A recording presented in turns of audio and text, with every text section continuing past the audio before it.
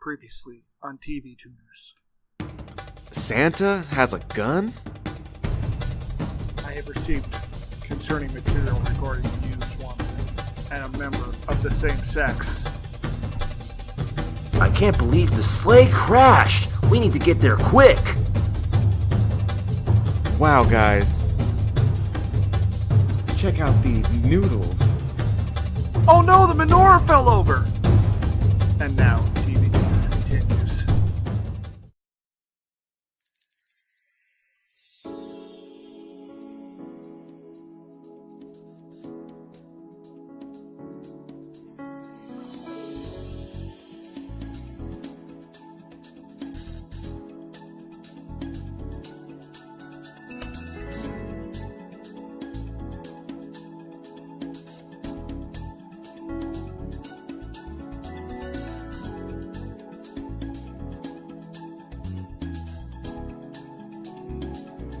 Hi there, and welcome to TV Tuners, a television podcast for the true fanatics. It's a weekly dive into the latest in TV news and reviews. I'm your host, Swanson, and with me, as always, is Suicidal Santa, Stairmaster. Hey! Wait, no. Ho, ho, ho! There you go. And with us, as always, is our other co-host, and... I can't believe you made me Santa, not like one of the reindeer. and attorney who can't keep it in his pants, Kiorein. Hello. Not Krampus? I mean, they both start with a K. No, not Krampus. Oh. Hey, Stair, can I talk to you over here for a sec? Yeah, what's up? Why you gotta call me out on the podcast like that?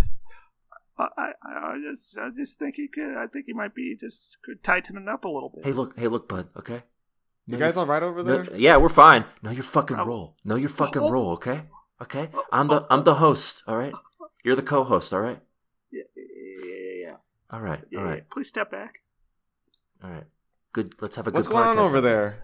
Nothing, Is that bud. a We're knife, just talking. Swanson? We're having a good Swanson? conversation. We're good friends.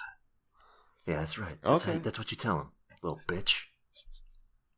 All right, so this is the Christmas episode of TV Tuners. And, wow, the festive mood seems to have kind of gone away a little bit, but what are you talking about? We got tree. We got tree here. We got tree, and there's a star on it. And we got our no ornaments, no lights to help us carry it up the steps. Yeah, and it looks like somebody poured flour on the ground next to it. What's snow? That about? It's snow. Oh. Anyway, what'd you guys watch this week? Oh, I saw Wreck-It Ralph and Wreck-It Ralph 2. Like a double feature? No. One was on DVR on like Tuesday, and I saw Wreck-It Ralph 2 today. What were they? They were good. They were Big Star movies. One interesting thing, though, was in Wreck-It Ralph 2, they go onto the internet, right? And one of the protagonists goes to, like, the Disney website. Yeah. And, like, some stormtroopers accost her for doing business without a permit.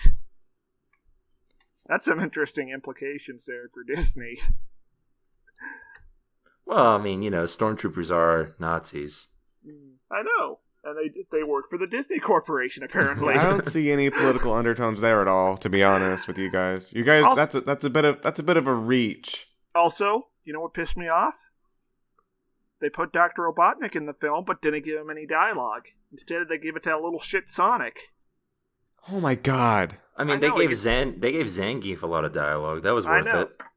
But Dr. Robotnik is like the charmer. He's the one with charisma. He's the heart of the franchise. Okay. I haven't watched either of these movies. Is Sonic voiced by the guy who voices Sonic in like the games? Oh, yes. Nice. That must have been a juicy payday. Yeah, for all 30 seconds total across two films of dialogue. And the first film, he doesn't even show up proper. He's just like on an ad terminal in the circuit breaker hub. Saying, wait, past cool. If you die outside your game, you die forever. Hey! Nice. So I'm gonna guess what Sonic says, and what I don't know which movie would say this in. Well, but wait, hold on. Is Is this a segment of Sonic Says?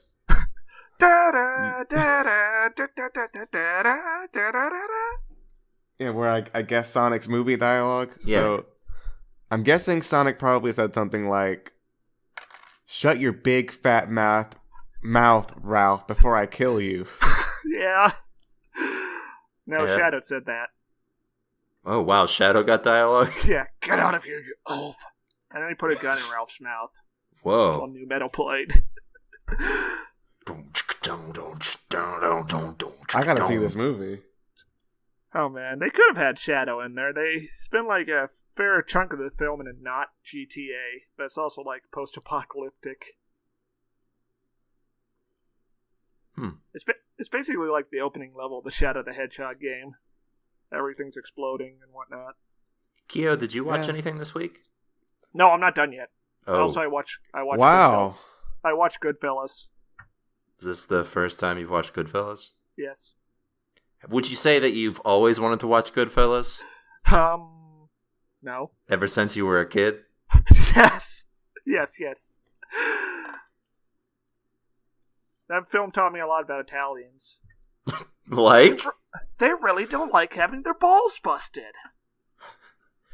Yeah, it's true. Like metaphorically or literally? Metaphorically.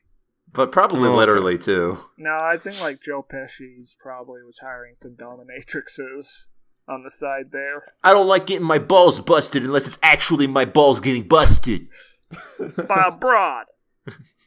I only care if a broad's busting my balls for real. And that black shiny clothing. You know. What do they call it? Leather. I think he knows how to pronounce leather. Yeah. Anyways, my spirit animal is Joe Pesci saying "oh no" right before getting shot in the back of the head. Whoa, spoilers, bud. Wow, I haven't seen that movie. Now it's ruined. Thanks a lot. He just, sorry, Keo. He goes, "oh no!" Yeah, it's pretty good. Yeah. I thought your spirit animal would be Joe Pesci saying, "I look like a clown to you. I look like some kind of clown." I don't know why you would think that, Swanson. Why are your spirit animals quotes and not like the person? Oh, really? If we were any character in Goodfellas, we would be Spider. Good fellers. Goodfellas, we would be Spider. Is that like the southern version of Goodfellas? Hey, welcome to Goodfellers, starring Larry the Cable Guy, Jeff Foxworthy, and Ron White. Spider You know, was I could actually see that happening, to be honest with you. Ha, we're just Goodfellers. Spider was that kid who was handing out drinks at the card game and pissed off Joe Pesci. Okay, good, because I didn't know what you meant. I figured. What'd you watch, Kiorein? I've actually been rewatching Hunter x Hunter. Nerd. Ugh. Yeah, well, I've been watching it with my girlfriend because she hasn't watched it. So Look at this guy. Oh. I was like, Mr. you gotta get in this. Yeah, you gotta check out the sexy clown man. That's the only thing I know about that show is the sexy clown man. His gum can do what? Was she impressed by Hisoka? Well, Was she like, there was Wow. a part where he carried off one of the characters who was unconscious, and she was like, "What's he gonna do to him?" Wait, his aura has properties of what? And what? We haven't quite gotten there yet. Oh, is it jizz? no. Well, sorta. It's like rubber and gum. So that is basically jizz. Is Stare, maybe you should go see a doctor or something. Anyway. Nope. You don't use your own seed to attach yourself to your enemies? And Not shapeshift? usually. Almost never. Oh. Yeah, Stare, that's a little unusual, buddy. Anyway, I watched more of Narcos Mexico. Oh. How would you compare that to JoJo's Bizarre Adventure? Well, I haven't watched any more of JoJo, but I would say JoJo is more colorful. Oh. No one has thrown a bunch of zippers on someone yet, so... No, you'll get there. Oh. Once you okay. get to the torture scenes. Yeah, I'm about halfway through. It's been okay. It's been all right. Yeah. All right. Yeah. Bye. See you next week, guys. All right. Merry Christmas, everybody. All right. Let's get into some news, huh? Some Christmas news? Sort of. It's news that happened in the week between last recording and this one. So, sure. Are we going to get some, bells or something for the news? Keo, ring some bells. I don't have... You didn't buy any bells. All you bought was a tree. Well, yeah, that costs a lot of money. Especially this close to the holiday. We got, that cup with a ball in it. Can you shake that a bit? Yeah, I can try. Yeah, Is it making a sound? Can you hear this? Oh, it's not picking up on the microphone. Man, this is the worst Christmas ever. Stairs' game of cup ball isn't picking up on the microphone. Oh no! Here. I'll jingle some coins. How's that? Santa isn't real. Hey, don't ruin this for all the kids out there. Come on. The Christmas cheer is in the air. Just in time for this Christmas-related news. So, we all love Netflix, and one thing we all love, like Netflix, is sports.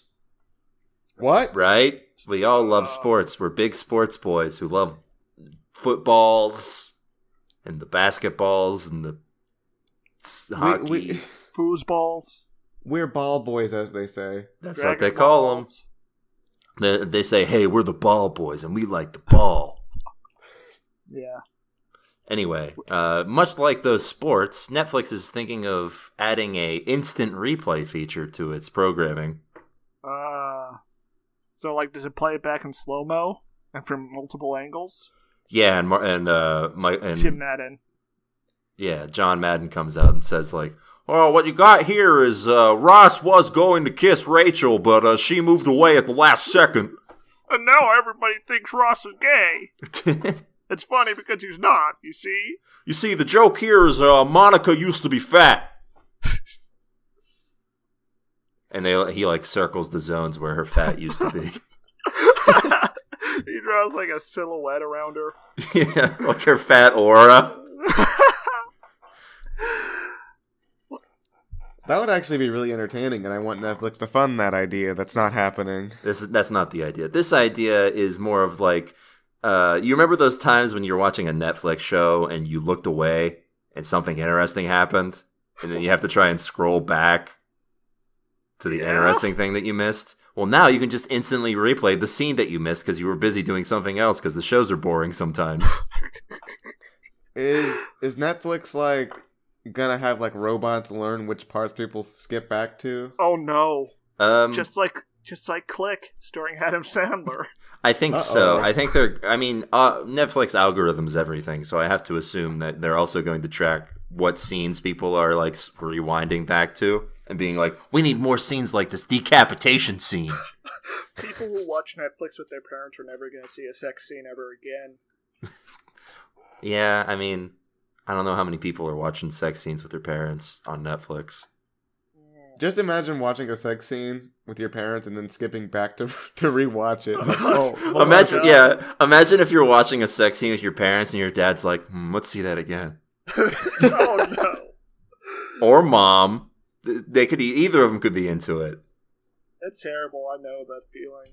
Sometimes when I'm watching Dragon Ball with my dad, he's like, Android 18's so cute, and I just have to go, You don't just agree? That'd be weird. Here's all you have to say to make this not awkward. You just say, yes. Does your dad ever go that Goku's a strong warrior? Yeah. He'd make a great training partner. Too bad he's on the side of good. Yeah. And then he has evil. And then he blows up a random city. Yeah. Knuckles. Yeah. Would you team up with your dad if he was evil? No, I would team up with Goku. Well, yeah, but Goku's not there yet. Oh no. Goku, hurry! Anyway, this Netflix feature is one that's sort of just going around in the test phase. It's pretty much. Do they really need to make a whole hog promotion out of this. It's just basically like a skip back thing. Well, they're not doing a promotion out of it. It's just something someone noticed. Mm. Anyway, it's similar to the skip intro button, which allows you to skip the intros to TV shows if that's something you're not into. Oh, that's a good button. Wait, so what does this one say? Oh, shit. Go back. It probably says like rewind or something. Oh. And it's just always there in the corner of the screen, ruining the image. Yeah, it has a guy shrugging on it. They said like 3 different ones that all do the same thing. One says, "Oh no." One says, "Oh, sick." And the other one says, What? What? Say what? Yeah. Imagine watching this with like a friend who's really into the thing you're watching, and he's like, "Oh, did you see that? Let's go back." Yeah, I saw it. Hold on, look at that. Whoa, you can see her tits. Right there, you can see Arnold's dick. They said they CG'd that out, but it didn't work. For It's 3 too frames, big. it's still there. It's still there for My 3 member frames. could not Look. be contained. They couldn't get rid of my dick. It's too large. All right, so we got that. We got Arnold Schwarzenegger impressions out of the way. Let's move on, huh? So, Yes. I think you guys know there are a lot of TV shows. Yeah. More than I can count. That's right. For the past 4 years, Generations. the former head of FX, John Landgraf, has been tracking the number of television shows as it has steadily risen, and called this phenomena peak TV, Oh, dear. which is the theory that at some point in the future, he projected it to be, I think, 2019 or 2020, we will reach a moment where there will be a peak of possible television shows on the air. Oh, And then we will, of course, fall down from that peak and scale back.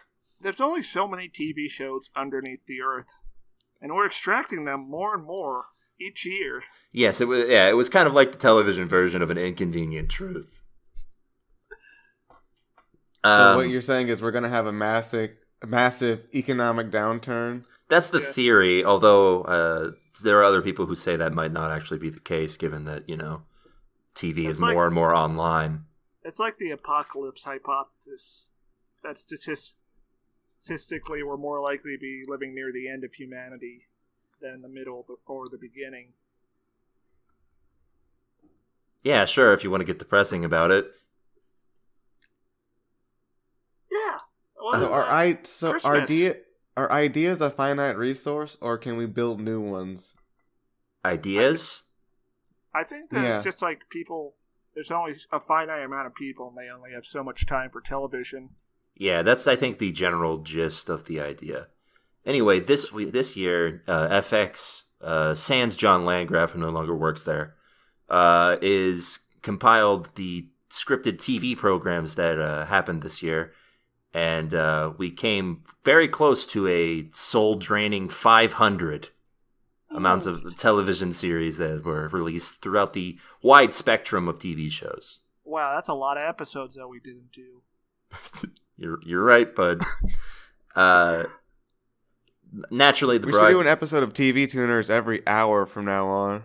Oh, God. You're right. Okay, it's called. Yeah, we're gonna do peak TV tuners. We'll be one of those daily podcasts like the one CNET used to have. Yeah, you give us $5 a month via Patreon, and we do daily episodes. Oh, Jesus. Anyway, How long would it take for that to just become incoherent babbling? We're already almost at that point. yeah, we're pretty close. So 2 days. That's not bad. I'll just be talking and like chanting in satanic verses. By the time we get to Wednesday's episode, it's just Stairmaster going. "Oh, boo, boo." Anyway, of course, the biggest push for television shows came from online streaming services because, broadcast networks have a schedule they have to follow. But they don't have to play by the rules. It's true. They offered a record 160 scripted TV shows. Oh dear. A jump up from last year's, which was 117. Oh gosh, and we can only do theoretically half of those next year. Yeah, we have to pick and choose. To be fair, Netflix has the bulk of that, obviously, and so many television shows that they release just never get noticed because they're not under the algorithm. They could be releasing a TV show right now, and we wouldn't know. They probably are. It's probably like Christmas Times with a Z. I have a theory that there's one computer named The Algorithm that's picking what we're seeing. Oh, I forgot to mention there is an algorithm character in Wreck-It Ralph 2. Is his name Algorithm? No, it's like a black lady media. Oh, is that the expert. lady that's voiced by Queen Latifah? Yeah. Nice. It's really unrealistic because she gives Ralph advice on how to get trendy, and none of it involves white supremacy or engaging with the alt-right. Well, yeah, that's not the way to get trendy. That's the way to That's get. That's what the algorithm wants. Well, man, she's not Twitter. She's just media.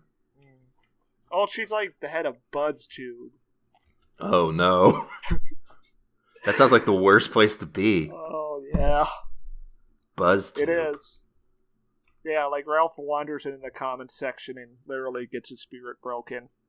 Yeah, for a scene. That's fair.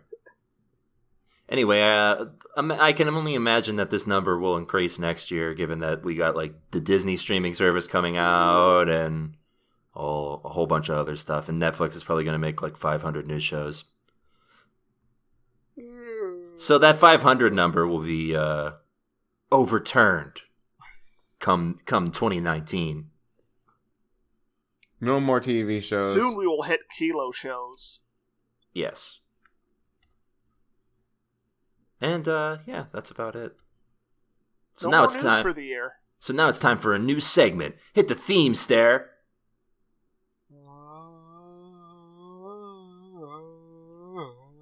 All right. Yeah. Thank you.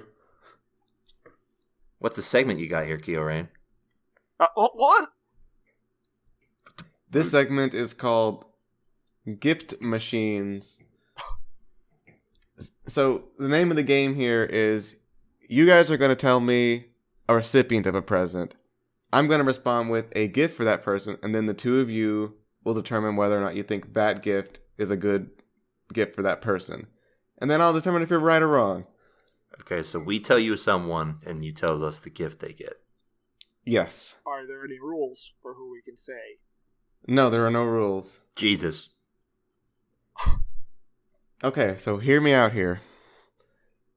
We get Jesus a really comfy crucifix. I'm intrigued. I'm willing to listen to your proposal. Well, so he's comfortable while he's, getting executed. So he's still being nailed to it. Yeah, but it has, pillows and cushions, all around it, so he's comfy. But he's still, nailed to that crucifix and leaning forward, so his lungs are slowly being crushed by its own body weight. Or something. You don't need to describe it in such detail, but yes. That's... What if we Good or bad, rid of guys? What if we got rid of the nails? We could replace them with, fuzzy handcuffs or something. Okay, look, I'm done negotiating. You gotta tell me if it's good or bad. I don't think we should crucify the Son of God again. I think it's good. He really does seem to spend a lot of time up on that cross if, churches or anything to go by. So why not make it comfy? Yeah, Swanson's right. And he gets the point. Okay,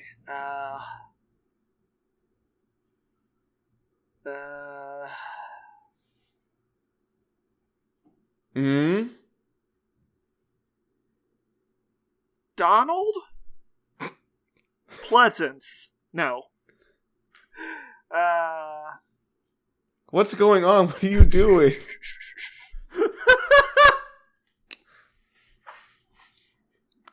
Are you inventing a person? He's currently creating a person in his head. Yeah. I don't know. You want me to make a gift for Donald Pleasance? Abraham Lincoln. Okay, you guys are giving a lot of historical figures.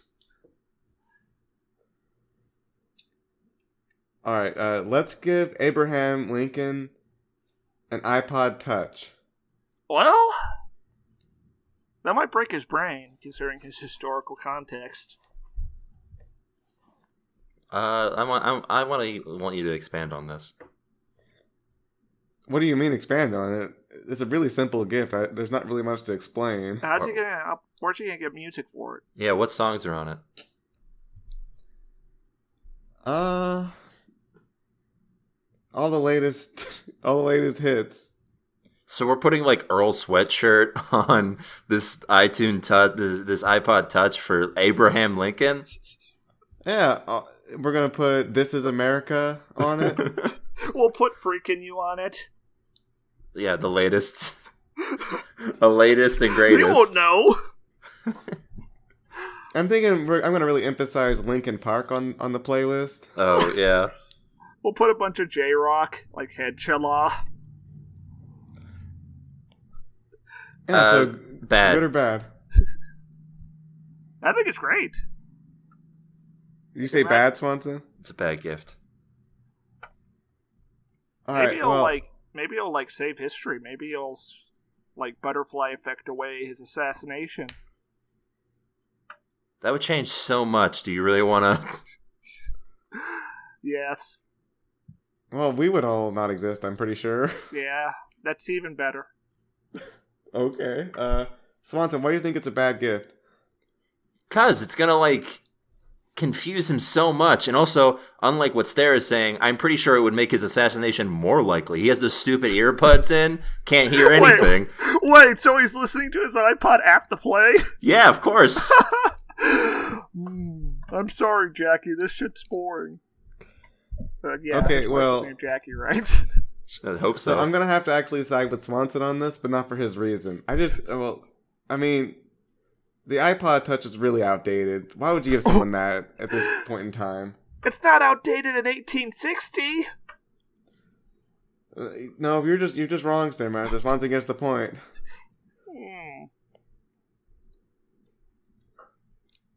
All right, one more, Swanson. Who's this next gift for? It doesn't have to be like a proper noun. It can just be like iced tea. It can be like a grandpa, a nephew, a mom. It can be that too. Brian. Let's have a gift for Brian De Palma. Your great aunt. Okay. Great aunt. An authentic Japanese katana. Huh. Well, she is your great aunt. If you said you killed a Japanese soldier and got it from them, she would probably be very grateful. Yeah, I'm gonna say this is a good gift. Yeah, okay. So you guys have both got that right. I intended that to be a good gift. I did it. You got. So I think Swanson wins. I would assume so. I think Swanson got all the points, and oh no! As a result, Stairmaster, guess what list you're going on? The loser list. The naughty list. Oh no! And the do not fly list. And the terrorist watch list. Oh no! There's no due process. Wow! How long have we've had that for? We haven't had that for how long, Stairmaster? Oh man! Years, ages, eons, evangelions. Well, what's next, folks? Guys. All right. Well, let's move on to our next Christmas segment. Let's not hit a theme for it. This one's just called Christmas Guessing Time. Bro, is this my segment? No. Oh. Well, my thing's also a guessing thing.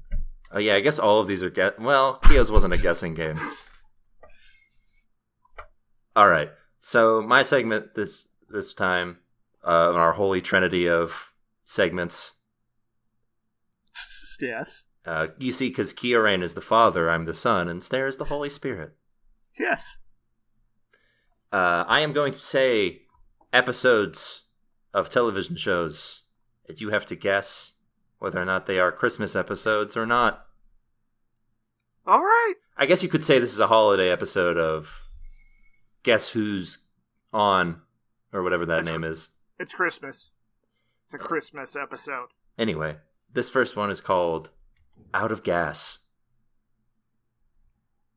That's not a Christmas episode. Come on.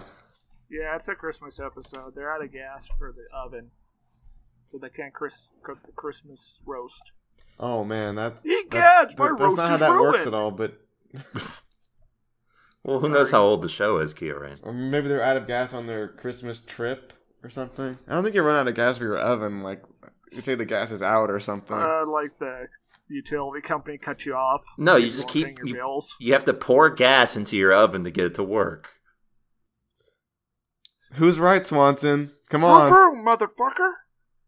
Kiorein was right. This is not a Christmas episode, but it is a very good episode of Firefly. Oh no. Suck it, Stairmaster. I got the point. Well, what's the next one?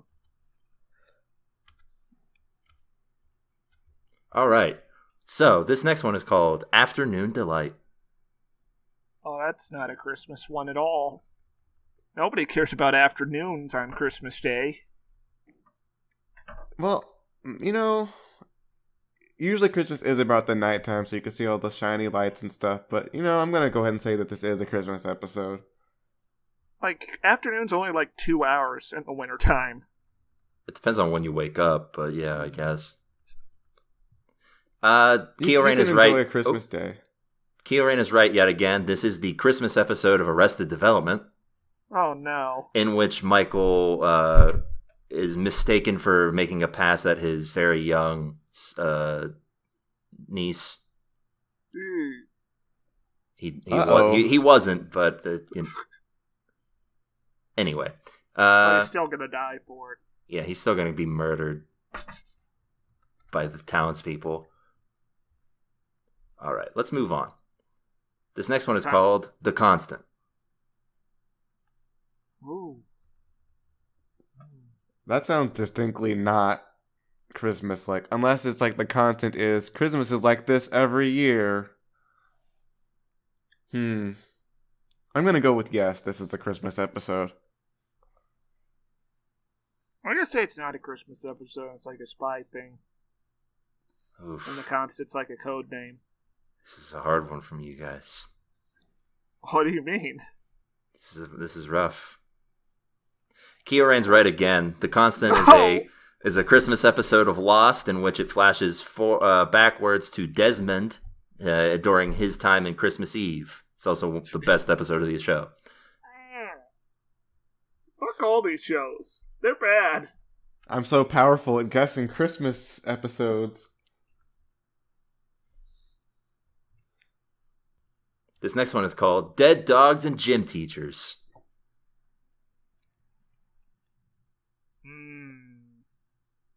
Yeah, that's a Christmas episode. I can easily see tying those subjects into Christmas somehow. Yes. No, it's not a Christmas episode.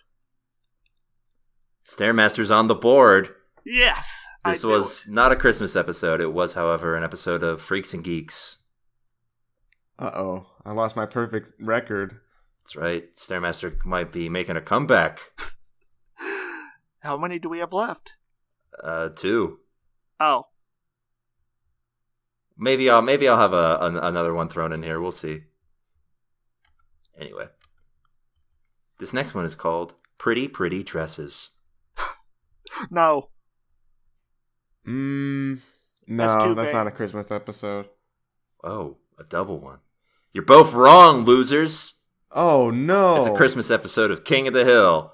Oh, no. Fuck that guy and his flat ass. Whoa. All right. So it's still 3-1, Kiorein, as we come into this last one here. I'm ready. It's time. Are you? I don't think you're ready. I don't think I'm ready either. Well, get ready. Oh. This one's called Daybreak. Oh, that's a Christmas episode. That's a Christmas episode. Once again, you're both wrong. It was the series finale of Battlestar Galactica. Son of a bitch. I don't know. Wasn't Battlestar Galactica kind of Christmas themed in general? I mean, it was religious themed, but it wasn't Christmas themed. I don't know. Well, I Swanson. can celebrate Christmas at some point. Anyway, Kiorein wins. I'm pretty sure Daybreak is a metaphor for the rebirth of Jesus Christ. I think Daybreak is a song that you listen to when you want the smooth sounds. I don't get the reference. Oh, I get the reference.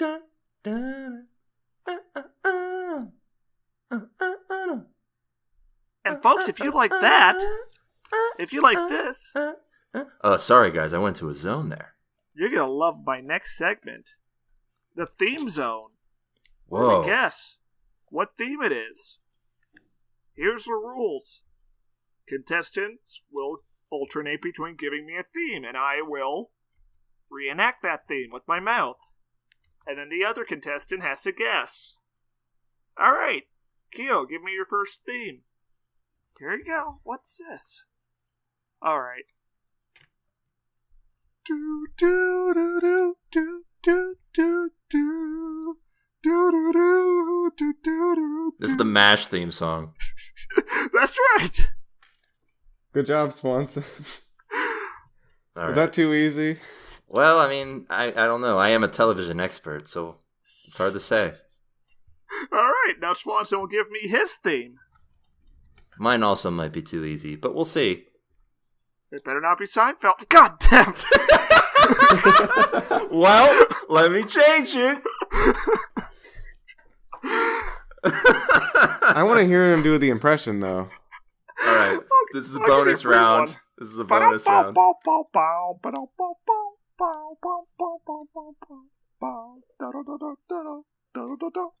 Are you happy? Yeah, I'm happy. Okay, now give me a real. Dun dun dun dun dun dun dun dun dun dun dun dun. So that's Home Improvement? Okay. I only knew it because you made that noise. Okay, for the record, Swanson gave me Cheers and Frasier before we got to this point. All right, and I guess it's Kiorein's turn. We're tied up right now. Oh no. Bow. Da da da da da. Da da da da da. Down. Dun dun dun dun dun dun dun dun dun dun.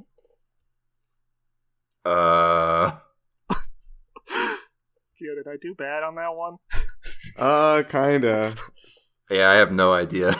Swanson, Wow. I'm actually going to help you out here. They think of how limited I am and what shows I know. This is the That's break. like the Is this? entirety. It's like the Better Call Saul theme song. Yes, he did it. Swanson wins. Swanson wins, so we can move on. No. Hold on. I have one more here. Oh no. But what if I don't even know it? You definitely know it. Oh no. Down, down, down, down, down, down, down, down, down, down, down, down, down, down, down. I have no clue what that is. Think of one of your good. Down, down, down. Think of one of our favorite shows. Is that supposed to be Breaking Bad? No, it was The Wire. Oh, that was not very good, Stairmaster. I can only remember that part of the song. I was very deeply embarrassed, actually. Boy, I hope people are still listening. What a good time. Nobody nothing about that was pleasing. Well, I guess I won, if anyone did. Can there Why really did be we a think winner that's a good idea? in this situation? All right. Well, it's the holiday season, and we decided to watch a classic television show and the Christmas episodes that lie therein. This week we watched Night Court and 2 Christmas episodes from its 9-season run. Well, from season 4 and season 9. That's true, but I mean, it ran 9 seasons, so. Oh, yes. The first episode is season 5, episode 11, titled Let It Snow. And it does. Yeah, so before we get that banging theme song, we get everybody in the judge's office, and they're just hanging out. What is this? I thought this was like a cool court show. Yeah. Okay, hold on. The only impression I had of this show going in was the impression Stair gave me of it, which was that it was some kind of like mythical, really good show. Yes. So it's about court. Putting the chips on the table here, Stair, at the beginning of the month, said we should watch Night Court. And I said funny. Maybe that would be a good Christmas episode. So then when Christmas rolled around, I had 2 suggestions for us, which was Night Court or an episode of The X-Files. And we chose Night Court off of Stair's enthusiasm. I thought the theme song was so cool, and I thought it would be like a cool courtroom show. Where they do court cases. So and wait, you were expecting like L.A. Law? Sort of. Like a courtroom drama? Yeah, but a little bit lighthearted, as seen in the saxophones. Not this. You weren't expecting a wacky sitcom based off of court shenanigans. Not in our nation's most hallowed institution. But see, Stairmaster, that's the whole thing. They're showing you just how broken the system is. Oh, man. Wait, so the show was a chilling indictment of our legal system? Well, yeah, where else could someone be de-thawed in a giant in a giant heater? In a giant homeless person barrel. But first, those barrels designated for homeless people. Let's talk about this fedora the main lead of the show is wearing. The judge? Yes. Harry Anderson, rest in peace. Yes. Oh. He died earlier this year. Anyway, yes, he wears hats all the time. I mean, not in court, but he does wear them outside of it. Why doesn't he wear them in court? That would be a lot more stylish. That would be a flex. Actually, was he? I think he was wearing one in court at the end, wasn't he? Well, in the end of the episode. Yeah, because he has the little thing under his hat. Oh yeah. Well, court was dismissed. That's true. Yeah, so okay, it's fine. On account of Christmas. Yeah, for some reason they're having night court on like Christmas Eve. And the law never rests, Swanson. Yeah, that's what they say.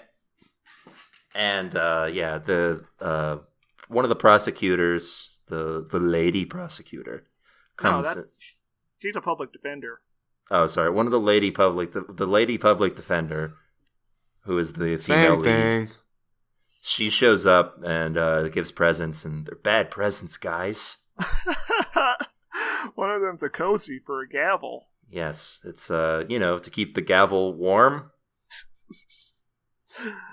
But later he tries to use it to keep something else warm. Yeah, we'll get to that. His dick. You know how dicks be cold. Look at him, he laughing because he know. My man. So we get I am laughing, yes. We get a couple jokes about how cold it is in the place, and he has to call in the maintenance guy to talk about banging Bertha. The furnace. Which is the furnace. Yes, he had sex with the furnace to get it to work right. Which, yeah, I mean, that's how it works, right?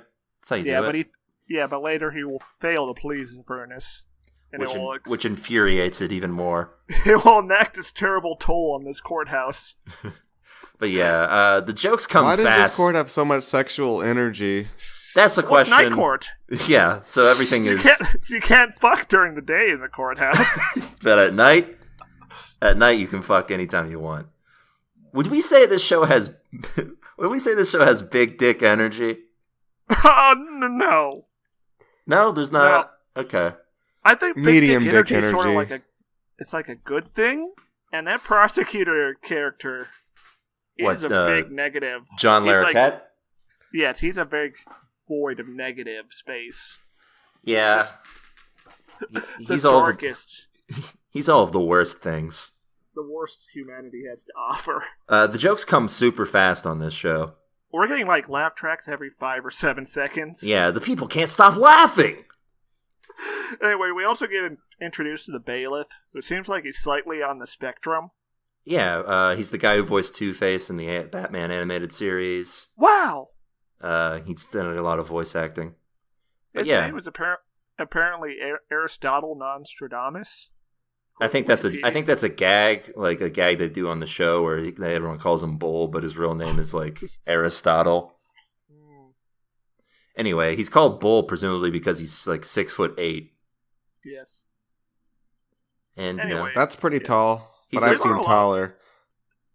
We learn a lot about his family life. And his mom. His mom is Skipper. On a garbage scow. And yeah, he gets a present that is similar to the present that the I don't know what he is. What's the guy who gives the cases to the judge? There's a county clerk. I guess that's what Mac, I think, is his name. Yes. That's what he is. Charles Robinson. Yeah, he's pretty cool. He gets a ornament, I guess, that looks like it's made of like plaster. Yeah, the gingerbread man. That's what Bull mistakes it for, and we get these really loud crunching sound effects. Yeah, just total upper palate destruction. Yeah, but he seems fine. He takes a bite out of that thing so fast, it's unbelievable. Traumatic flashbacks to that one Onion series, Porking Across America. Oh, no. Oh, yes. Swanson, did you ever see that? No. With the Onion news guy, and he's going to all these bacon places, and gradually he becomes more and more of a pig man. Oh, no. Humanity. There's this really, awful it's like a scene Steven Soderbergh thing. He's, hastily eating a pork sandwich he put together, and there's a bone in one of them. And he bites down too hard and has to get his upper palate replaced with a pig one. I don't like this. And we thought it was going to just be a fun little show, but it became this horrible, awful nightmare that would not end. At the end, he's just living in a pig pen, and one of his co-anchors, does a featurette about this horrifying pig man without recognizing him. Sometimes the Onion does bad. Yeah, it's no Dr. Good. Anyway, so we get the cool theme song. And... yeah. And then we get back to the court's in session. Mac is making a train set for his infant daughter. And the judge has his mistletoe scheme going on, and I think he was genuinely trying to kiss the black guy. You think he was genuinely trying to kiss him? Yes. Yeah, sure, why not? He was checking the interest, and then he was quickly pulled away, yeah, I'm just joking, bro. I am kind of surprised that for a mid-'80s television show, they actually had an interracial couple. Yeah, but they're both non-white. That's a good thing. It's okay by Hollywood standards. Yeah, Mr. Hollywood just gave a thumbs up. He said, that sounds fine by me, as long as no white people are sullying their race. That's Mr. Hollywood's voice. Anyway, the jokes get real horny in this one, folks. Oh yeah, considering there's just horny jokes left and right. There's nothing unhorned. Well, let's get into the case. The plaintiff is a prostitute and her pimp. Yeah, and the accused is a Santa, a New York Santa. Just, hey, New York Santa. Hey, what's up? Hey, I'm Santa here. This show really likes putting Santas as part of the case, doesn't it? Yeah. Yeah. And yeah, there's a little joke with a kid who's they have to talk in only euphemisms because this kid is here and they Why can't. did they bring the kid there? To the Santa beating up a prostitute. Yeah, why couldn't they have just had the parent there and not the kid? Because the parent also saw this. They don't even actually get a testimony from the kid. Yeah, they only get the testimony from the parent. It would have been great if at the end the kid was just like, oh, so Santa was banging that lady. And he didn't want to pay. So he went at her with a brick. Anyway, yeah, Santa got into an altercation with a pimp. Yeah. After having sex with the lady. We get a lot of fun prostitute jokes because sex work is funny. In real life, that Santa would just be like lying on the floor with his face broken, probably. Yeah, but this is the fun, wacky times of night court. Yeah, things are different. In the night court world, pimps just kind of have like a weak scuffle with you. Yeah. And then take you to court afterwards. Pimps are just like vaguely like white guys with open shirts. and then the prosecutor comes in, and boy, this guy, Dan Fielding, yes, played by John Larroquette. This guy, yeah, he comes in doing a bad Jamaican accent, so already strike one. Whoa, he's got like this total vapor head. Yeah. And he comes in and he gives her the clothes they packed, which is just a pharmacy bag, presumably full of condoms. I thought that was like actual drugs. I couldn't tell if it was cocaine or cocaine that he bought at the pharmacy. Well, something you would get high off of, maybe Valium, pharmacy coke. Oh, maybe like what are those called? The ones that rich people like PCP at the pharmacy. Yes, PCP, Keo. That's exactly what I was thinking of. Well, yeah, Keo, you'd never gone into the pharmacy and said, "Give me one PCP, please." I don't know. Yeah, I think everyone here has. I would like some PCP, please. And they say, "Oh, yes, coming right up. We don't even need a prescription." It was probably like Quaaludes. But so he was gonna drug her? No, they were gonna do drugs together. Did they just have Quaaludes over the counter back then? They sure don't. My other theory was that they were dick pills. Oh, well, I mean, I thought the easiest gag, and the gag that they were making, was that there were condoms. Why would you need to go to the pharmacy to get condoms? Well, it's the easiest place to find them. I guess in the 80s, you're right. I mean, yeah, this was the height of Reagan. Condom wars. Yeah, it was the condom wars. The Iran condom scandal.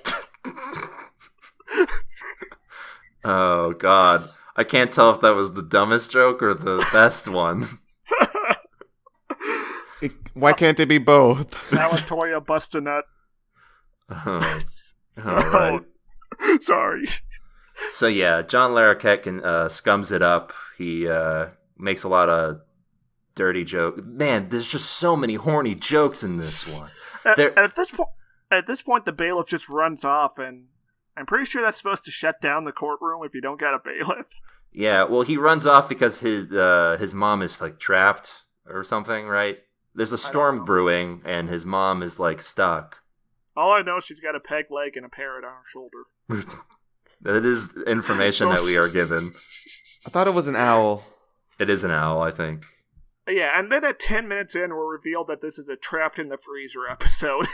Yeah, they get stuck in the court because of the snow, and also the heater breaks after Bertha has not been banged sufficiently. The maintenance guy nutted too early. Yeah, and Bertha did not get the finish. It gets really dark as it shows like all of the people in the buildings gradually freeze to death, and yeah, and we're getting into Lord of the Flies territory here. Yeah, we get in there, and John Larroquette is just eating the judge.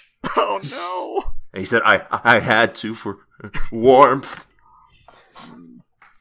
They make an idol out of the model train set. Anyway, instead what we get is everybody sort of being kind of cold. Yeah. And, the judge putting the cozy on his stick. Well, yeah, everyone starts getting cold, and they throw stuff into a fire, which somehow doesn't set off the sprinklers. They got this barrel! Where did they get this barrel from? They have a homeless barrel that they're just making a fire in, and it's not setting off sprinklers? Why is this man concerned about his penis being cold? It's his most vital part. That's a joke. Is he trying to achieve boner? Yes. Yes. He's afraid that his thing will fall off. Are you trying to achieve erection? Let me help you. Anyway, yeah, so... That is what he said, yeah. So, yeah, eventually they find Bull, who had tried to leave through the snowstorm and got stuck in it. And he's frozen! He's frozen solid. And this just goes straight into, like, cartoon territory all of a sudden. But unfortunately, they could not afford the budget to put him in a cube of ice. Yeah, that would have been good. He's just in a straight cube of ice. Yeah. No, instead they put, like, icicles on him. When they showed him frozen like that. Yeah, you thought the show just actually murdered a cast member? Yes. Hey, I didn't know how ambitious this show was. Yeah. Fair. Instead, they stick him in the water heater from the fire barrel. No, it's the heater. It's the heater. It's from the heater. They say it's from the heater. Yeah. And they start a fire under it, and they have to use the train set as a heat conductor for some reason. Yeah. And I thought they just had a barrel there for no reason. Well, they were doing stuff from the train set because someone said something about Mac's C-plot that doesn't actually end as I have an ending. I just forgot. He wanted to get his kid, his baby, a train set. I guess the ending of the C-plot is that it helps the A and B plot happen. Shrug. I think the end of the C-plot is how the wife of says at the end that the child likes being in the courthouse at the end. For no apparent reason. Sure. I mean, this episode is a weird mishmash of stuff. It's a fever dream. In a way, yes. So yeah, they warm up Bull by cooking him, essentially. And then they get the prostitute to give him mouth-to-mouth. And guess how many jokes they make about that? Approximately at least 30. 5. And these jokes are horny. At one point, the prosecutor does try to solicit her services. Because, yeah, he's a scum. I just like the idea of having people openly admit crimes in a courtroom and just no one cares. What, like the time where the guy admits that he does bank heists on the side? Who's going to arrest that prosecutor? Who's going to arrest that prosecutor? Yeah. Who's going to prosecute him? You can't prosecute me. I'm the prosecutor. That's what they always say. He'll handle his own case and say there was no crime involved. Yeah. Anyway, yeah. So eventually, Bull awakens, and the people, the fire marshals, the firefighters come, and they're like, Christmas is saved. New York is no longer a hellscape. Yeah. And the pimp and the prostitute stick around because they don't have functional social lives. Yeah. For some reason, everybody wants to stay in a courthouse on Christmas Eve. And then the bailiff gets a gift from his mother, who has to stay on her boat because she's needed in the Persian Gulf. A little historical reference to the ongoing tanker war in the mid-'80s between Iran and Iraq. Oh, weird. Okay. So Yeah. his mom was fighting? But no, she was just towing a tanker. Oh. Presumably struck an Iranian mine or hit by a missile. The more you know. This resulted in such incidents as the missile attack on the USS Stark and the USS Samuel Roberts hitting a mine the year after in 1987. Named for Tony Stark? No. Oh. All right. So yeah, he gets live bait, and it falls in his little tank, and he freaks out and gets out. And then horny prosecutor's like, "I'm next." And he wants to perform some dark rituals. Yeah, he wants to have sex with that live bait. Yikes. Yeah, so then we get the end, which for some reason involves sexual tension between the male lead and the female lead, despite none of that being present previously. He takes off his hat and there's a spring-loaded mistletoe. Yeah, there's just like spring-loaded. Like what? What is this prank that he's pulling? And then they neck, and it freeze frames Susan's greetings. That's not a prank. That's a sex move. Some would say that's sexual assault. It's sexual mischief. I'm just a sexual prankster. It's a little sex prank. I'm just a little horny clown. I'm a slutty gesture.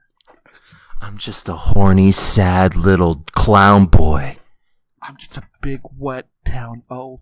Spank me with a big pin, a big rolling pin. Anyway. So what would you rate that episode out of Christmas trees? Yes, out of Christmas trees. I would rate it 3 Christmas trees out of 5. I'd rate it a handful of pine needles out of 5. I would rate it 2.5 Christmas trees. It's kind of a mess, but there are a couple funny gags in there. I think the main problem this show had is that it overused the laugh track way too much. There's so much laugh track. And it broke from reality pretty hard in that third act. For a show about a courthouse. Well, I mean, with a man being completely frozen and not dying. I don't know. Maybe it's because I at least tangentially know about this show, despite having never seen a whole bunch of episodes. But like, I was not expecting a realistic courtroom setting with night court.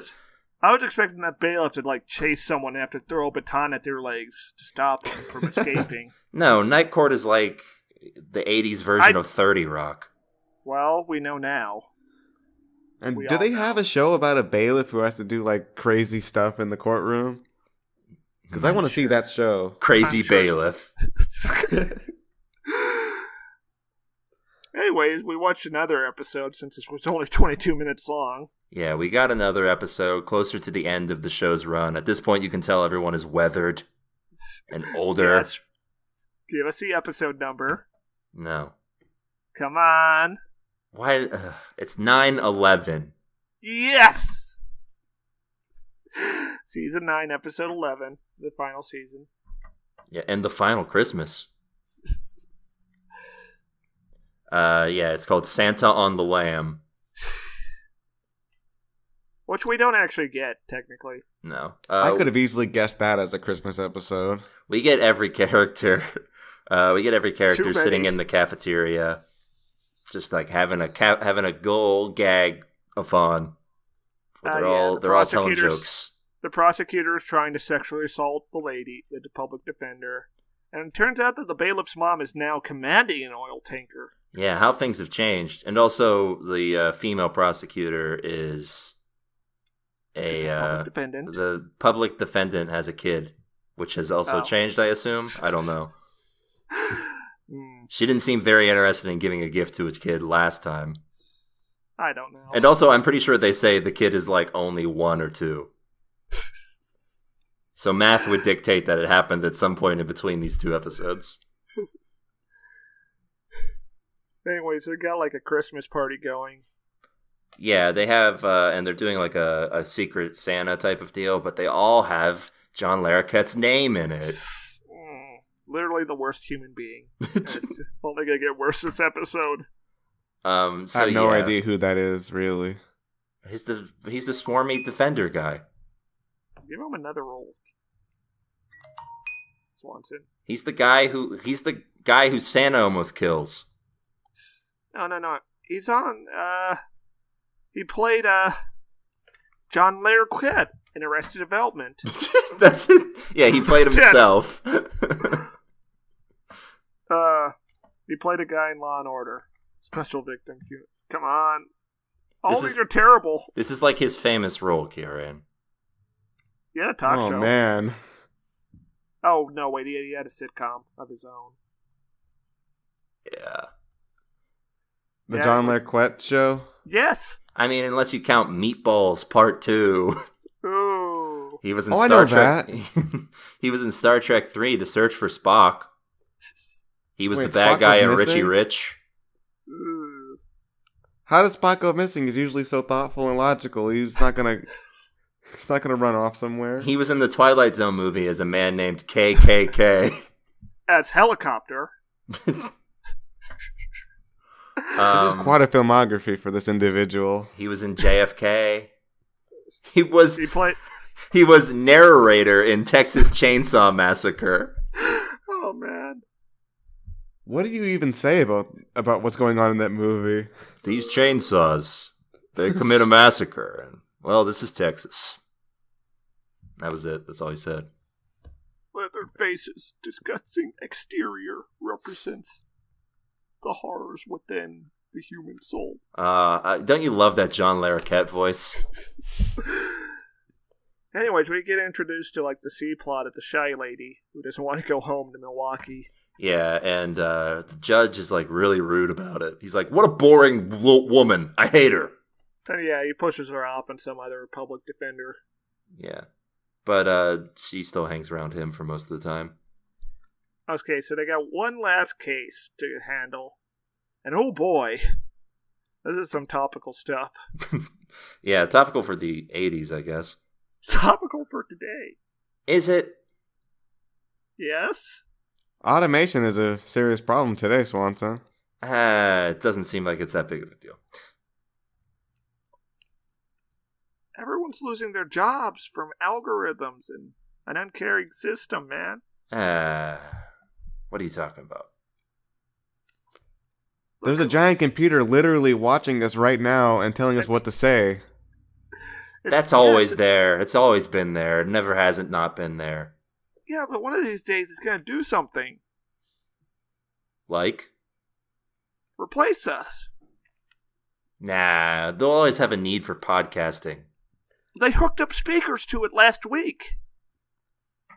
It'll be fine. You guys worry too much. Anyway, yeah, they... Hey guys, it turns out I'm apparently fired. What?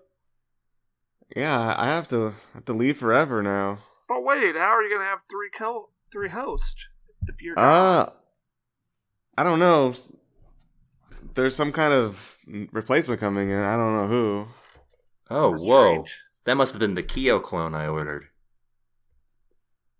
No, I don't think we're allowed to have clones on the show. No, you see, it's an automated robot of Kiorein. Oh, the Kiorein clone. Hey guys, it's me. The real, non-clone version of Kyo. Yeah, see? Wow, it sounds just like him. Yeah, it's great. Now let's enjoy this podcast. Let's. Anyway, I love it. Yeah, it's the Santa who used to work at the mall has been fired. Apparently on Christmas Eve. I guess the machine didn't start working until then. I think they just timed it really spitefully or something. Like, he was working, was he working the entire year? And then they were like, sorry, Santa, you gotta go. Yeah. And the machine came in. This machine, we gotta talk about, like, apparently it takes kids' money from them after hearing their Christmas wishes. No, because kids don't have money lying around on them. Well, the parents. It bills the parents. It takes the kid's order and then bills the parents for what they want. It's sort of like Alexa, isn't it? In a weird way, yeah. Do you think Jeff Bezos watched this episode and said, I have an idea? I've got the biggest erection right now. So the question is here, were kids supposed to be fooled into thinking that machine was actually Santa, or was the facade supposed to be just gone? Yeah, we never see the Santa robot, so I don't know. Maybe it was like, I put down in my notes, Santa Terminator. Get down. I mean, it sounded to me like it looked it didn't even have hair on its beard, because it said he broke it off with a golf club. Who is your daddy and what does he do? I am the Santa Terminator. I am programmed only to take your wishes. I do not grant your wishes. I only take I have a naughty list, and everyone's on it. Who is nice? Nobody! I'm having a good laugh with my two friends. What a human thing to say. How I feel warm right now. Anyway, so this human Santa goes on a mission, or goes on a rant about machines taking jobs. Luckily, this was not a thing that was happening in America in the 1980s. No, it was fine. It was why this isn't a big deal. This was the golden age of Reagan. Yeah, where everybody had jobs. The middle class was thriving. Yeah. And the lower class was not talked about. There weren't literally pandemics killing people on the street or anything. No. That's not a thing. The presidency of Ronald Reagan began on January 20, 1981. Yes, correct. You're right, Keo. Man, I like these facts. Yes, and it ended on January 20, 1989. Meaning that he had 2 years as president. 2 terms as president. That's right. That's a weird factual miserror. The prosecutor got a real stick up his ass about this and wanted to put the guy in jail. Yeah, he's the ultimate yuppie, so he's a fucking bootlicker. He's all about machines taking jobs. He was shockingly adamant about locking up Santa Claus for attacking a machine. We must protect private property. Yeah, he's real into corporations as people. And I think he didn't go far enough. I think he should have asked for this man to be executed for attacking that defenseless machine. Maybe, Keo. That seems a little odd. Well, the thing is, he would have to get the jury to agree. I don't think the jury would go for a death sentence now. Juries are fallible. They make mistakes. Technically you're right. That's passionate. So yeah, later the Christmas party happens, and this was back in... We got a sexy black Santa. Yeah, Mac is Santa Claus, and he's like, I don't want to be Santa because this beard itches. A sexy African-American Santa Claus. And this fat white lady sexually assaults him. Yeah, followed There's a lot of sexual assault in this show. Why? Seriously, why is this show so full of sexual energy? It was the 80s. The most surprising... Yeah.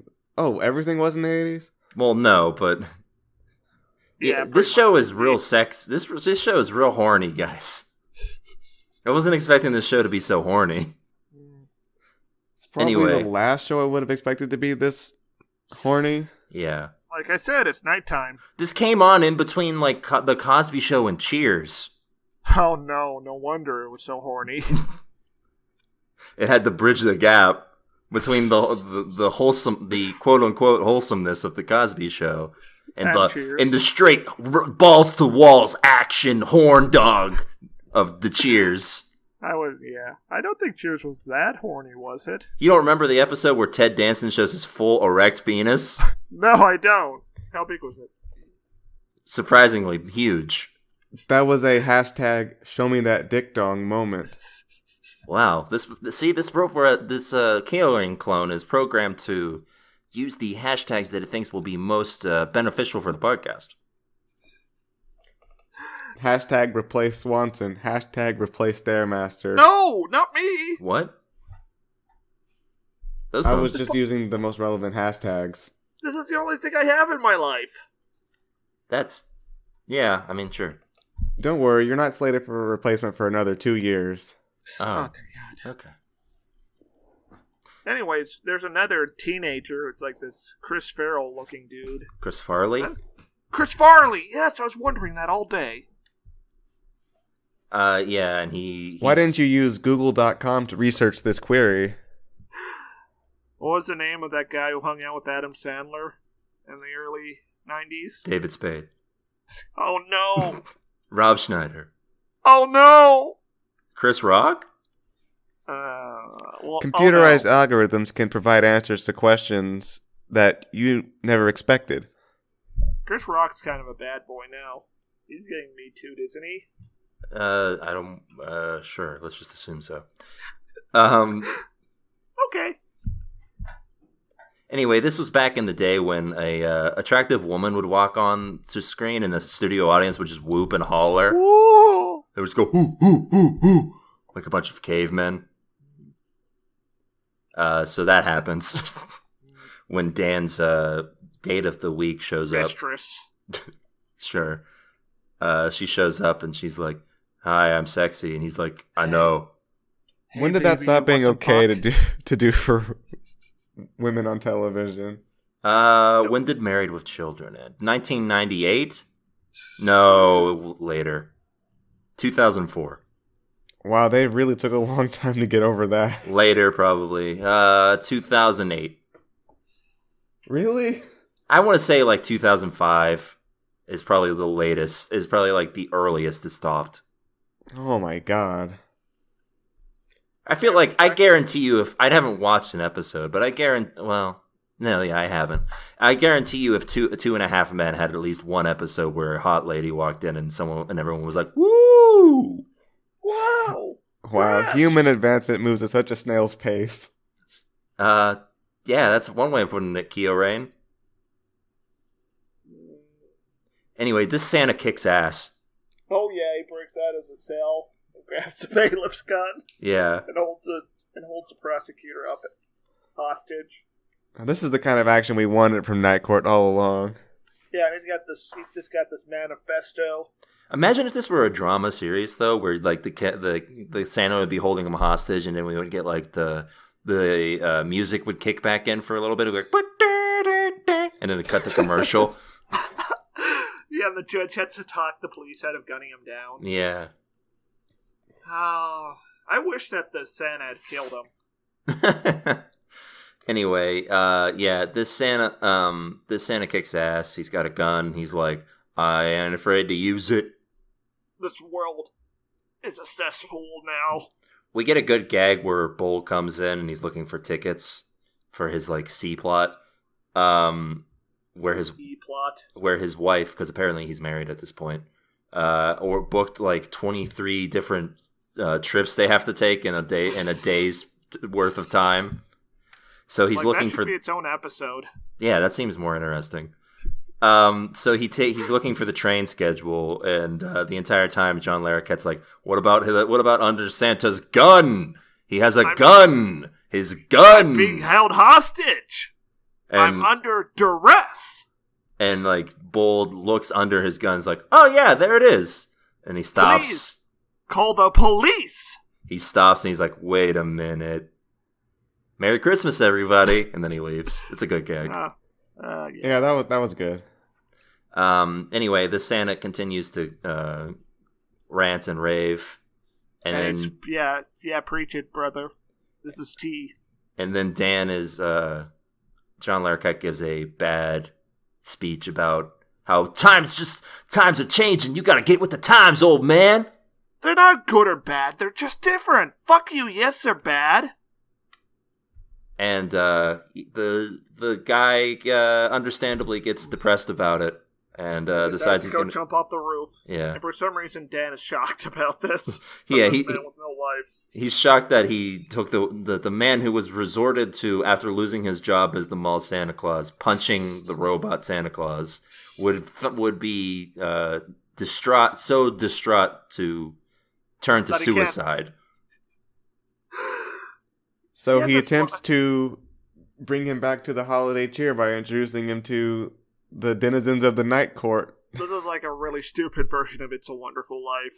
Yeah. Also, like at one point, the Santa says that something about needing a human Santa Claus, which I thought a weird line, given that Santa Claus is technically not a human. At this point, Santa has to be like some sort of immortal being. He has been bitten by the Christ. Yeah, at this point, Santa has to become some sort of Arctic monster. Santa Claus has definitely overcome all human limitations and become some kind of pseudo deity. Yes. Yes, exactly. Anyway, he tries to teach the Santa the meaning of Christmas. By taking him to the Christmas party where everyone's being a complete idiot. Yeah. Mac has had enough of all of the terrible people he's had to deal with, so he's ranting. He leaves. He storms off. Oh, and the Christmas carolers. We forgot to talk about the best part of the episode. The Christmas carolers with the guy who just breaks in scat singing. Yeah. And who's apparently must be famous. I don't know who it is, but I don't know, but it brought me to tears. This pure moment of joy, passion. And the female bailiff is reaming him out for not being good enough. It's a fun gag. Do you know the backstory behind her being casted? The other two died. Yes. Yeah, they had season 1. They had one bailiff who died, and the second, I think the next 2 seasons had a different one who also died. Because they were old. They were like old ladies. Yeah. So they cast this lady. What a cursed show. Sure. Yeah, so they, there's a gag where she has enough with their horrible singing and flips out. Harry has to deal with this really horny lady who, after drinking... The shy lady. The shy lady. Yeah, who... I detected too many uses of the word horny. This podcast is now demonetized. What? Whoa! Oh, no. What's the opposite of horny? Okay. Hey, Sarah, can we talk for a second? Try to use the word sexually explicit or sexually charged instead of horny. Okay, I thought this was going to be a good idea, but we need to do something about this Kiorein robot. He's ruining my buzz. My podcasting buzz. I was super horny, and now I'm not. Yeah. I mean, sorry, sexually... I'm just going to say horny. Yeah. Every time I close my eyes. Yeah, I was waking up so horny. Yeah. What should we do? What if we... Look, you see that giant, thing on its back? I think it's its power source. Oh! We could hit that with a tire iron! Yeah, okay, so I'm going to distract him, and you hit it. You guys okay over there? Yeah, We're totally more fine. than okay. Just having a conversation about the podcast before we record again. Okay, so I hit him? Yeah, you distract him. Yeah, you hit him from the back, and I'll distract him. Are you conspiring against me over there? No. We're having fun talks. Should we have a code word? Santa. Okay. All right. I'm going to go get some non-alcoholic beverages. Good. Okay. From the garage. That seems like a fun time. So, Kiorein, how's your life going? My life? Yes, very good. Very good, Swanson. How is your life? My life has been fine. It's been a good time. So while our friend is retrieving some refreshments, let's continue discussing Night Court. Yeah, let's talk about Santa.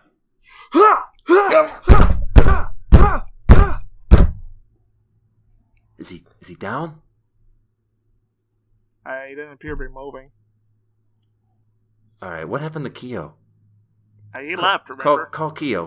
Tell him the podcast is back. We're rehiring him. Ring. Hey, Kio, are you there? Oh, he's not picking up.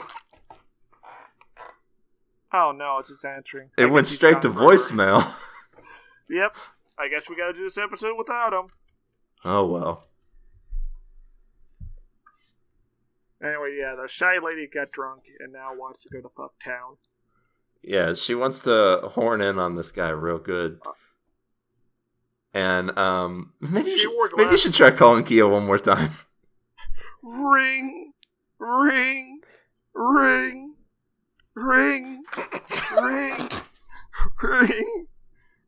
Wow. What? Hey! Kio, it's me. We killed the robot. You're back on the show. Oh.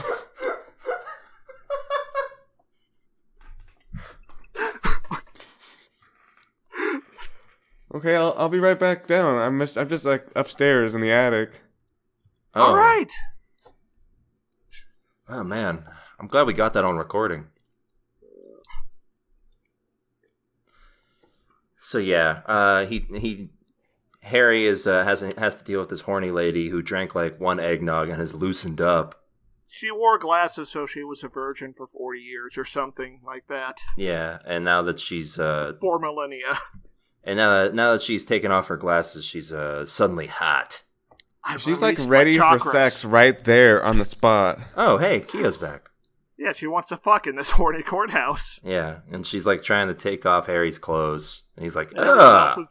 Everyone else is just annoyed by this. They don't yeah, they're just like annoyed and like vaguely disgusted.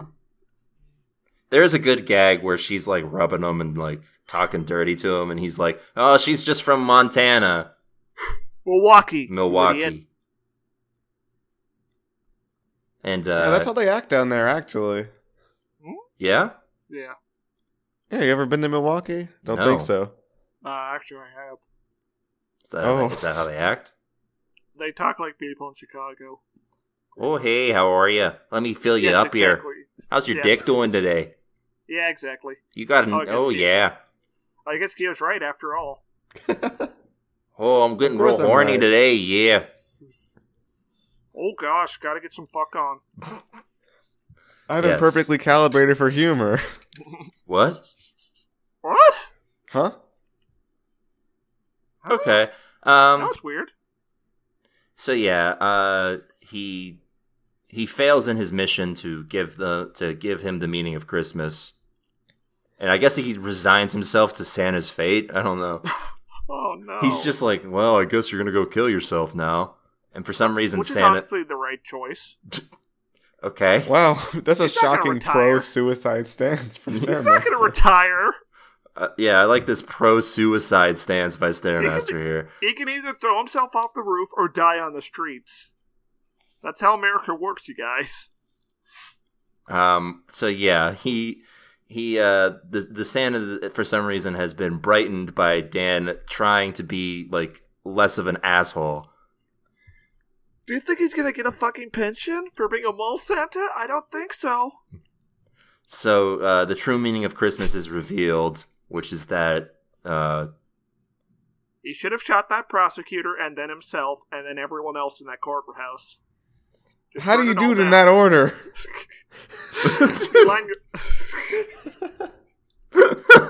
His ghost comes back, Kiorein, with a gun and murders everyone.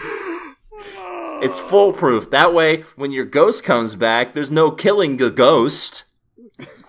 You're right. That's good praxis. What was I thinking? Yeah. That's a real Holy Spirit, as in it puts holes in people. Yes. And the true meaning of Christmas is revealed, which is that even the worst of people can be good on Christmas? Question. Even the worst person can have the Christmas spirit inside of them. This guy's problems aren't solved at all. All he did was make some stupid speech. And then he goes back to living his terrible life. Yes. Both of them, because Dan immediately has sex with this lady at the end. She does not deserve that fuck. Take it away from him. That's what the Red Hot Chili Peppers sang about. Yes. Take it away now. Sorry, it's Give It Away Now. I thought you were referencing the famous song, Earn That Sex. Oh, yeah. That's off of one of their later albums, so people know that fuck a little that less. Sucker to death. Come on now. Fuck that sucker to death. Is that how it goes? I think so. Anyway, yeah, that's the end of that episode, and it's also a bad one. What would you rate this episode out of Christmas trees? 1. Yeah, I'd give it a 1.5, because there were some good jokes. I'd rate it 1 wobbly stand. I think the only good portion of this is agitprop. Is this better? Anarchist revolution. Is this better than... Wait, hold on. Is 1 wobbly stand better than a couple of pine needles, Kiorein? I mean... more productive labor it's gone into making the stand. There's pros and cons to each one. At least the wobbly stand is somewhat functional, but it doesn't have that great smell the pine needles have, so who knows? Oh! True. Final thoughts on Night Court? Tune out. That's my final thought. Okay, that's not what I asked. Well, that's what you're gonna get. Oh, it's not at all what I expected, and it's I don't know. It was just kind of there, really. Yeah, this is a very wacky show, which I knew going in because I have seen bits and pieces of this show, but I wasn't expecting like weird tonal differences. Also, yeah, I wanted adventure. I wanted battles between good and evil. Oh, okay, Stair, calm Court down. evil. It was the 80s, Stairmaster. There was no good and evil. You're right. Just evil. There's some super horny jokes. I wasn't expecting the horniness to be so present. Totally inappropriate for Christmas. Anyway, yeah, that's a tune out. Jesus wept. Unless Keo has some shocking news that he's going to give us. That's a tune out. Yeah, so that's a tune out for Night Court, at least for Christmas episodes. And yeah, that'll about do it for this week's episode. This is, yeah, that's it. If you have any quips, comments, questions, foresights, or otherwise, send them to us at tvtunerspodcast@gmail.com. What's that email, Kiorein? Ooh, you put me on the spot there, Swanson. I think it's like ttuner@yahoo.gmail.net. That's right. And we're on Twitter. You can find me on Twitter at Jesse Swanson. And you can find me at Stairmaster2. You can find me at Real Kiorein. And you can find the show at TV Tuners. You can also use the TV Tuners hashtag, and we'll give a glance at what you're saying. You can also find the show on all of the podcatchers of your choice. We're on Stitcher, Google Play, iTunes, and more. Be sure to leave a review. It really helps the podcast get noticed, and we appreciate it. Send cash. Send cash to sleebies.com. And as always, we'll be back next week with more TV goodness. Until then, a Merry Christmas, and to all, a good night.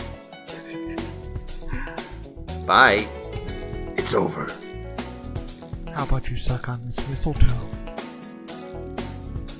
Now that's what I call a present.